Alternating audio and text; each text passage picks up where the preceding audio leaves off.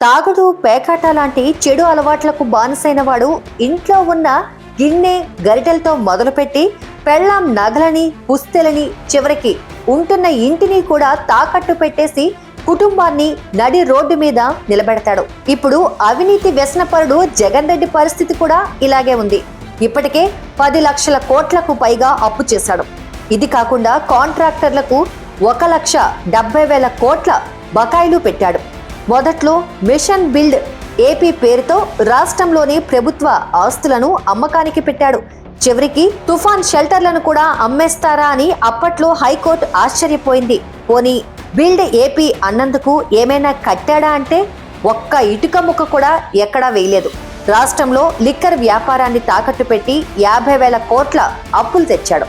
అప్పులు, అమ్మకాలు కష్టమయ్యేసరికి తాకట్టు పెట్టడం మొదలుపెట్టాడు. ఒక్క విశాఖలోనే 13 ప్రభుత్వ ఆస్తులు తాకట్టు పెట్టి 25,000 కోట్లు అప్పులు తెచ్చాడంటే రాష్ట్రం మొత్తం మీద ఎన్ని ఆస్తులను తాకట్టు పెట్టాడో ఊహించుకోండి. తాజాగా 370 కోట్ల కోసం గుట్టు చప్పుడు కాకుండా రాష్ట్ర సచివాలయాన్ని కూడా HDFC బ్యాంకుకు రాసిచ్చేశాడు.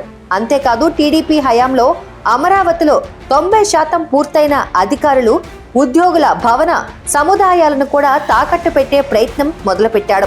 ఇందులో భాగంగానే పూర్తి కాని ఆ భవనాల్లో అధికారులు నివసిస్తున్నారని, CRDAకు 70 కోట్లు అద్దె కూడా చెల్లించామని ఇటీవల జీవో కూడా విడుదల చేశాడు.